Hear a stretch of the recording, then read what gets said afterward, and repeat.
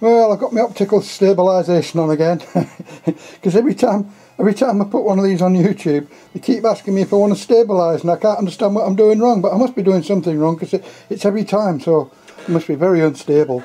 Mind you, I'm getting on a bit. My next venture, because I like things that are new, but it's basically the same thing I'm doing, is I'm making what they call a clamshell box. What it is, it's an external bookcase with, it's hard to say without teeth, and it's two little boxes and the book. I'm trying to get rid of this runes book, I'm sick of it. It's a little book that fits inside, or a book, you measure it all up and everything.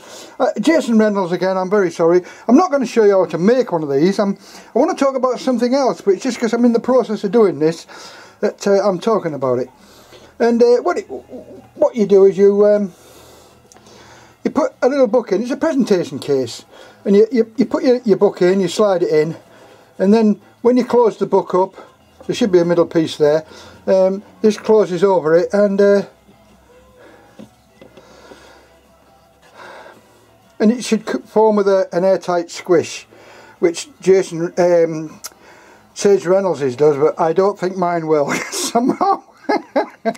I've got my doubts, but anyway, I'm halfway through it, and I'm waiting for it all to dry, and I'm going to bind it then, and then put a centrepiece in, so it closes up properly and gives it room to give it a spine.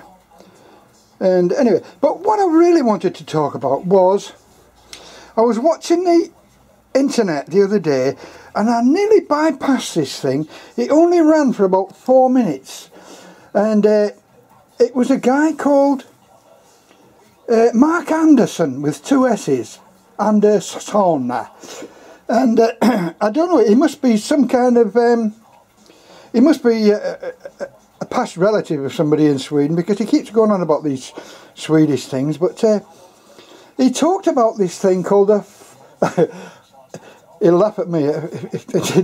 Anyway, he called it a forming ring slingjaller.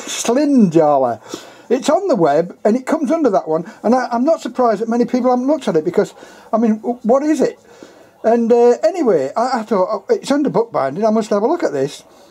And when I saw him, I'd seen him before. He's got long curly hair, he's quite a handsome man, and he's in the same vein as Sage Reynolds. But, and I think, I don't know whether he's a professional or not, but he's got the same sort of equipment and everything, and he looks sort of professional. And he told us about this formering slingjaller. I'm very sorry if I said that wrong. And what it is, it's a piece of metal, like a ruler. It's like a ruler like that, but it's got a 2mm stand-up edge on it, or a 4mm stand-up edge, or a 3mm, whatever you want. And what it does, without measuring up or without doing anything to a book, it measures the foredge. He said it squares it off. I haven't heard that expression before, but I keep going on about things being square, and I find it impossible to get things square. But he was going on about head squares and forehead squares and things like this. But anyway, what it is basically, it's a steel thing like a ruler, and then it's got a side edge on it, and it looks like something I couldn't make in my backyard, or most people couldn't.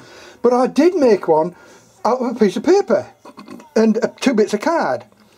And what you do with it is you put it underneath the bottom. Here I go with the one-handed routine again. I found this quite fascinating. How nobody's caught onto this, I don't know. You pass it under the bottom page of your book, like that, and it gives you the absolute outside dimensions. I'm trying to hold the book and turn this in, I can't do it.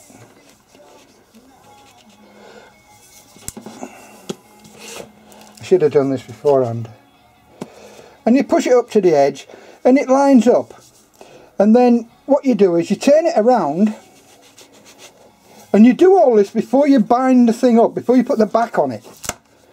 And if you look at mine, you can see how much out of square it is. I think it's a fantastic, you don't have to measure, you don't even have to measure up, you can see it's not in square. Now if that had been the board ordinarily, just a piece of board like this, I could have cut that off and that would have been exactly lined up and every corner would have been the same. Now isn't that, I think that's a marvellous piece of kit, and I made that myself. And it's not metal or anything, it's just 2 bits of Davy board, grey board, and a piece of card. It looks like a 160 piece of card. I've used just an old box with a shiny bit on the bottom. But I can use that. You can make as many as you like. I mean, I've got one here. This is on a 4mm one, but you can see it'll square those edges up. So, and I was quite taken with that. Anyway, so those edges aren't even square. So there you go. I'm doing lots of things wrong, but once I get all these little bits in, you'll be doing all these things right. I found that fascinating. I thought that was very, very good. And it's called a Formering Slinjale. The name's quite funny, it's Swedish. But the thing is the thing that I make actually works. I mean, it does work if anybody's interested in that. And you want to square your edges up and you don't want to measure and all that rubbish. You put the back on, then you just put this into the side, like so, and it'll do it all for you. I think that's rather good. Anyway, I'll slap blather in there, and yes, I got quite excited with that. That was quite a good piece of information. Because no book is square. No book that I know of is square, apart from machine-made ones.